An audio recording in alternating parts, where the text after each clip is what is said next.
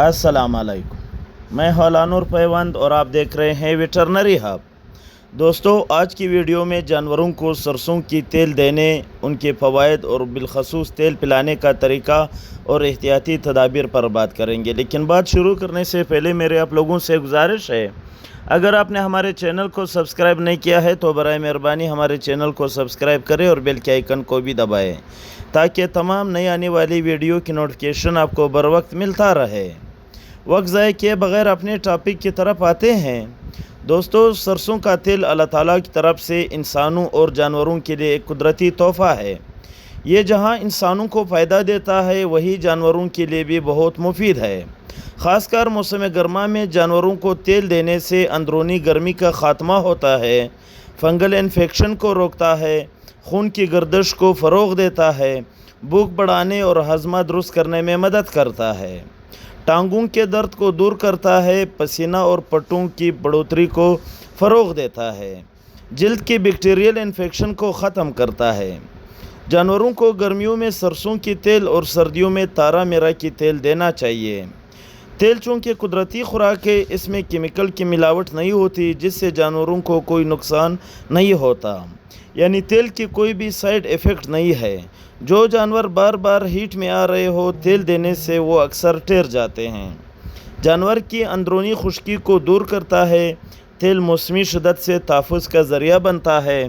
हर किसान को चाहिए कि अपने देसी जानवरों को आधा पाव तेल हर चौथे दिन देना चाहिए, जबकि जो इम्पोर्टेड जानवर होते हैं, वलायती जानवर होते हैं, उनको भी आप तेल दे सकते हैं, लेकिन उनके लिए बाईफास्फेट बहुत ही बेहतर है। अक्सर मैं लोगों को बाईफास्फेट रिकमेंड करता हूं, लेकिन तेल की अहमियत से भी हम इनकार नहीं कर सकते हैं। तेल को हमेशा वंडा, लस्सी या दही वगैरह में मिला कर दें। तेल को पिलाने के लिए कुछ एहतियाती तदाबीर की ज़रूरत है। सबसे पहले जो एहतियाती तदबीर है वो ये है, जानवर को सामने वाले दांतों की तरफ से दवाई कभी भी ना पिलाए। हमेशा मुंह के एक तरफ से जबड़ों के पास से दवाई पिलाए। दवाई एकदम कभी ना पिलाए। जानवर को मौका दे कि वो दवाई निगल ले या वो दवाई पी ले। जिस जानवर को नाल या दवाई की आदत ना हो, इसको बहुत ख्याल करें, क्योंकि डर या जानवर की मुज़ाहिमत की वजह से जानवर के जो उछल कूद है या झगड़ा करने की कोशिश करता है, इस वजह से सांस की नाली में दवाई जा सकती है। दवाई देते वक्त कभी भी जानवर की ज़बान को ना पकड़े। दवाई का मिकदार ज़्यादा ना हो कि जानवर का मुंह भर जाए और वो एकदम से निगल ना सके। हमेशा दवाई को हल्का हल्का थोड़ा थोड़ा करके पिलाते जाए, चाहे दवाई हो चाहे तेल हो, हल्का हल्का और थोड़ा थोड़ा करके पिलाते जाइए। कोशिश करें हमेशा ड्रिंचिंग गन का इस्तेमाल करें, क्योंकि ड्रिंचिंग गन में नमूनिया का जो ड्रिंचिंग नमूनिया उसका ख़तरा नहायत कम हो जाता है। यानी ड्रिंचिंग गन से अगर आप कोई दवाई तेल वगैरह पिला रहे हो तो सांस की नाली में जाने का ख़तरा बहुत ही कम होता है।